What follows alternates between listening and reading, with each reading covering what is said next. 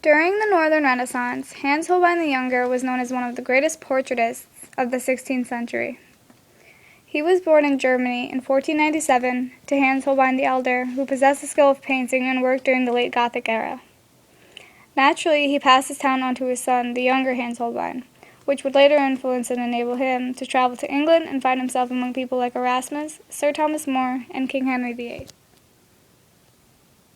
It could be said that after befriending humanist scholar Erasmus, Hans Holbein's career really began to flourish.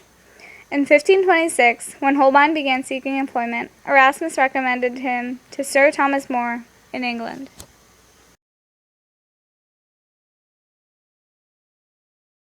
Hans Holbein officially entered the service of King Henry VIII after working for various members of the court in years prior.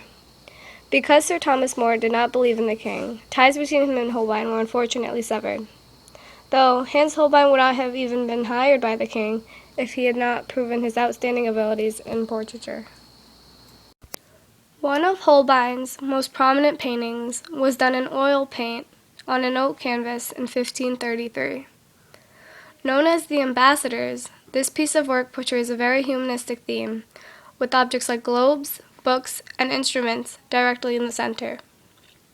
However, while all these things do highlight human achievement and skill, this painting also contains a very dark theme of mortality, evident on the floor where a stretched skull lies diagonally. Another contrast to humanism included in this piece of art is the theme of religion. Unlike in the Middle Ages, and much like many Renaissance paintings, Christianity is not the main focus of the piece, but still plays a role in it. In the corner, not many can see at first the crucifix hidden mostly behind a curtain, but Holbein still took the effort to include the minor detail. Clearly painting this into his piece of work only heightens Holbein's skill and shows off his talent with a paintbrush. Another thing to comment on about this painting is the resources Hans Holbein utilized to create it. In the 15th century, oil paint was a material that gained much popularity and was used by many artists of that time and well into the future.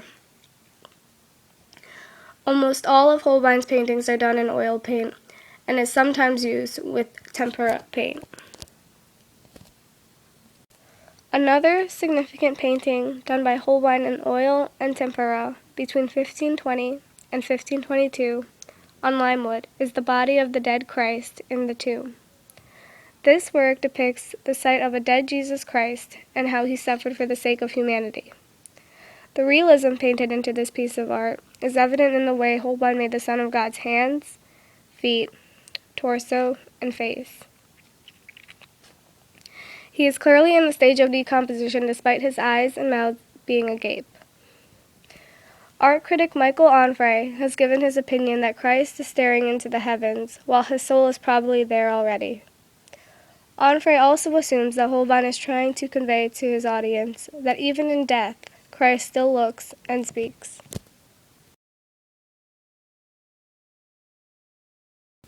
Created with the same materials as the body of the dead Christ in the tomb, this painting, Venus and Amor, was Holbein's earliest mythological piece of art. It has been said that this painting was Holbein's response to his exposure to the Italian painters of the era.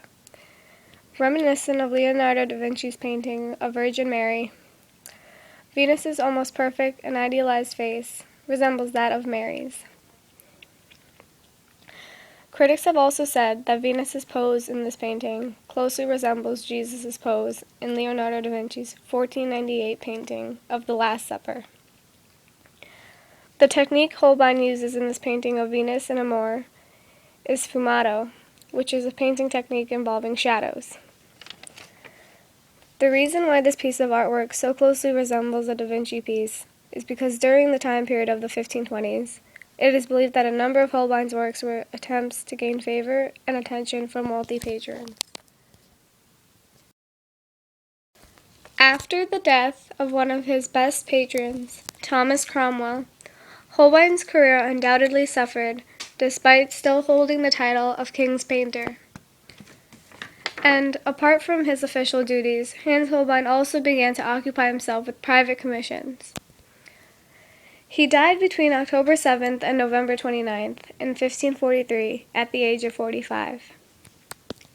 It is believed that Holbein died of the plague, and it is unknown where his body lies today. However, aside from all the factual information connected to Holbein's death, the legacy he left behind was so much more powerful. He has been described as the supreme representative of German Reformation art, and several of his portraits have become cultural icons, seeing as though he created the classic image of King Henry VIII. The current scholarly view of Holbein's collective work emphasizes versatility and tremendous talent he possessed as an artist.